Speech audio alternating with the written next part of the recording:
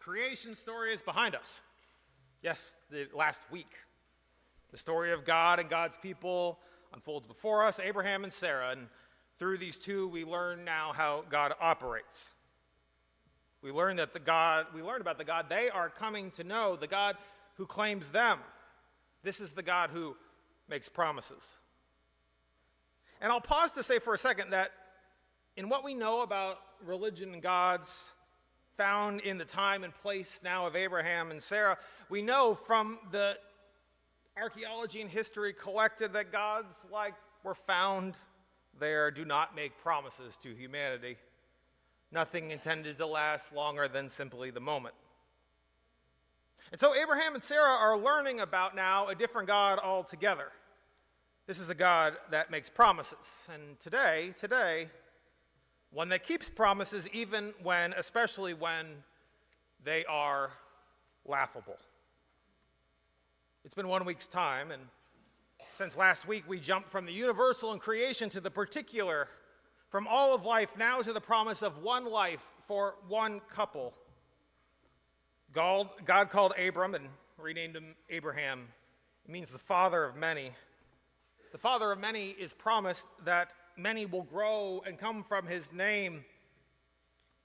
In the universal creation, God calls it good, all life good. And now, some 20 chapters later, God intends to make good on one life, one long expected, laughable life.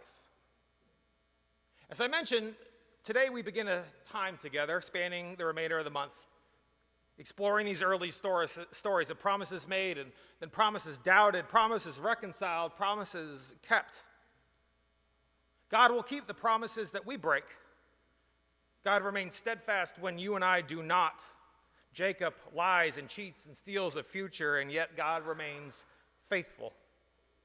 God will keep the promises that we do not see, the promises we can't see, the promises we won't see because we think what should happen,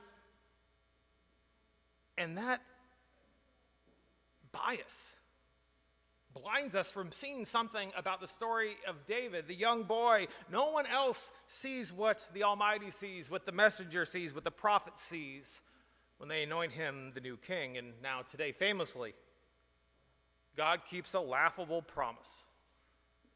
The words on your bulletin cover are all synonyms generated by the internet for laughable.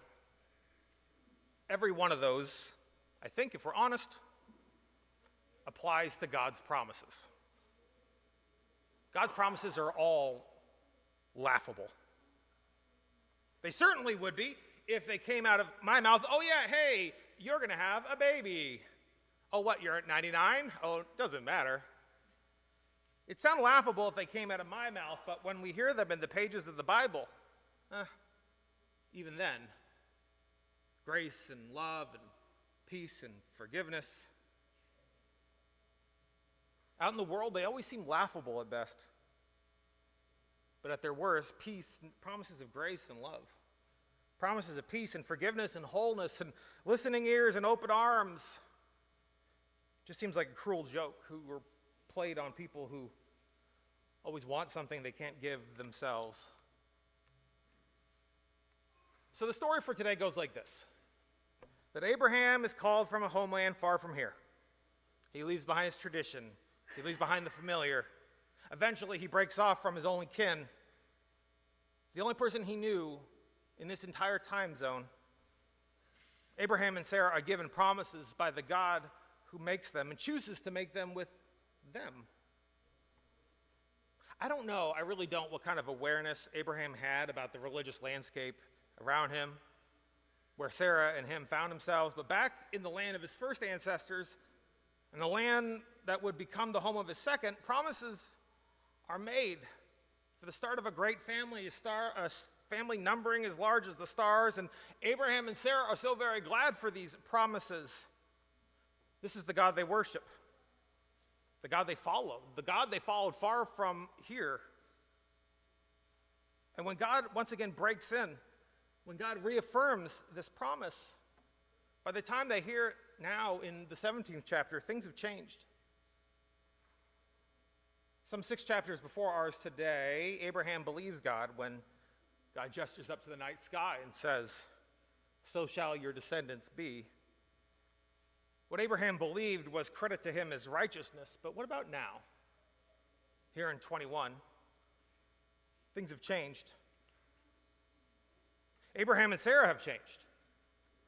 Their lives have endured, even as the world around them rose and fall. Now each passing year, God seems less different from the gods around God. These gods who make promises but do not cash them in, God is starting to join their ranks, if you ask Abraham and Sarah, because between last week and this week, the story moves far too fast for us to go every little step of the way, but it's worth pausing for a moment to say that Abraham and Sarah believed God. Abraham and Sarah expected the start of a family that would be like the stars. So certain they were of that promise, so hopeful for the fulfillment of the promise that they convinced themselves when a child did not come. They convinced themselves when it says after 10 years of trying. They convinced themselves that when God makes promises, the promise is for those who help themselves. They've convinced themselves that God will help those who help themselves. So their rationalization becomes a new kind of theology. Their anxiety becomes their own new kind of righteousness. It's all found in the fine print. Their faith is now in the terms of in conditions of what they believe God wants in this promise. In 16, there's a servant named Hagar. There's a child named Ishmael. There's Abraham at 86 years old and now a new father. And by the time we get here, perhaps the word that best embodies Abraham at this moment is finally. Abraham says, no more waiting. Finally. No more wondering. Finally. No more sitting idly by. No more waiting, anticipating for God to act when God finally showed us that God expects us to help ourselves. God expects us to turn the proverbial lemons into lemonade. Indulge me and imagine Abraham's faith in this moment.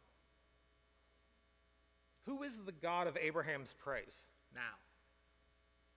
What kind of God is the one who makes promises? The God who makes promises and now seemingly leaves us to decode them on the way to their fulfillment.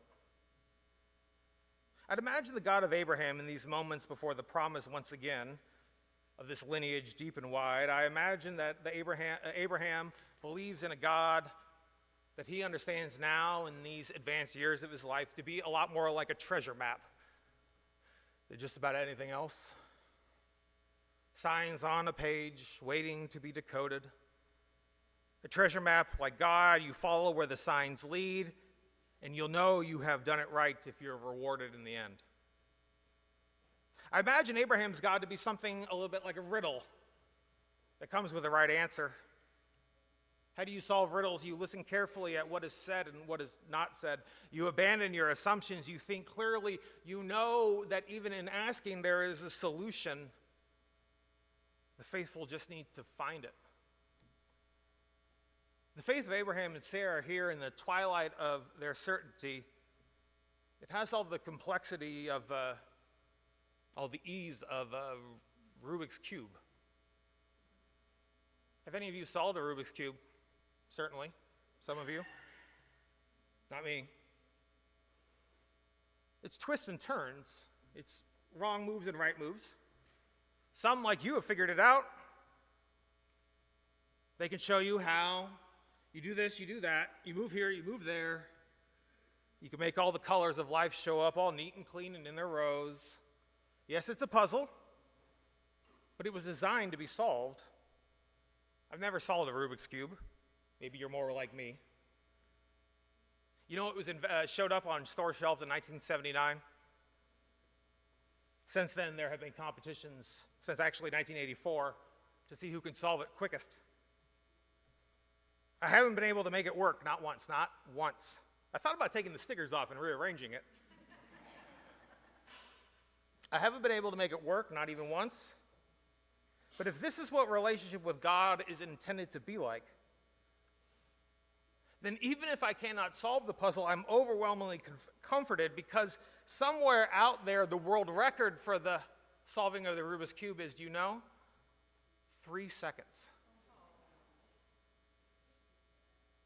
If somebody somewhere can solve the Rubik's Cube in 3 seconds, then I like my chances of learning how to manipulate the twists and turns of life myself so that everything one day can line up just the way I want if I can get it right. No wonder Abraham and Sarah laughed when God told them otherwise. It had to have been so comforting to know that all they had to do was now just figure God out and then things would be fine. No wonder why Sarah had to hide so nobody saw her laugh and laugh until her nose ran and her snot bubbled. No wonder Abraham has said to have fallen over on the floor, doubled over, laughing when God told them that faith is not this puzzle you believe it to be, and that God does not make promises in riddles. Abraham and Sarah laughing in this story, it's the hallmark of this point in Genesis 17. And then, as you heard in Genesis 21, when the promise is born, laughter is remembered. They name their son Isaac. It means son of laughter. The laughter is so important. One of my favorite authors say that laughter doesn't show up in the Bible all that much, but when it does, it changes everything. So friends, I wonder, what are they laughing at exactly? Why do their sides split? Why do their eyes water? What causes both Abraham and Sarah to gasp for air and turn red-faced? Because they've completely fallen out. I went online, I looked it up. Different kinds of laughter. I assumed that there were, but the internet told me I was right. It's very good at that. There's nervous laughter and derisive laughter. There's communal laughter. There's spontaneous laughter. There's forced laughter, even pathological laughter. So friends, which one is this? Are they laughing at God? Or are they laughing at the ones God makes promises to? God makes and keeps laughable promises. Abraham and Sarah, they laugh and they laugh and they laugh for good reason. For good reason, they have seen now how wrong they have been. They laugh and laugh and laugh at how completely hoodwinked they've become by their own biases and expectations. They laugh and they laugh and they laugh and they double over, falling over, bubbling, wheezing, grasping, cramping because they believe that God would conform to their expectations. And of course, any reasonable person would have expected that this promise would be fulfilled all those long time ago before mom turned 90. They laugh because of how wrong they were. And this complete now misunderstanding has been revealed to them about the God who keeps promises both of new birth and of new life and of next generations. I'll tell you, friends, I think they laugh not because God can't do what God promises to accomplish. They don't laugh at God's ability, but they laugh because when confronted with their bias, they recognize how they've only thought God to have been working. And now, completely confessional, all they have left to offer God in this moment is laughter. So perhaps in other words, the word of the Lord is Abraham and Sarah laughed and laughed because every gasp, every search for air, every chuckle is their confession. What kind of God is this, friends? What kind of God begins the great unfolding story of new life among those who laugh when they hear the news? Let me leave you with a question. We'll pick it up next week. What does it tell you about God? About who God is? About what kind of God is the God of Abraham's praise? What does it tell you that here in these pages, the new beginning that will number the stars, what does it tell you that the new beginning begins with as unlikely of a pair as 100-year-old new parents? What kind of God is it that fulfills a promise in such a laughable way that it begins with Abraham and Sarah, far too anything, we think, to be the one for which God fulfills. Next week, we hear of Jacob and Esau. Who is it, this God? Who is the God of Jacob's praise, who is willing to endure theft and lies for the sake of fulfilling a steadfast love? Amen. I'll invite you now, friends, sing together.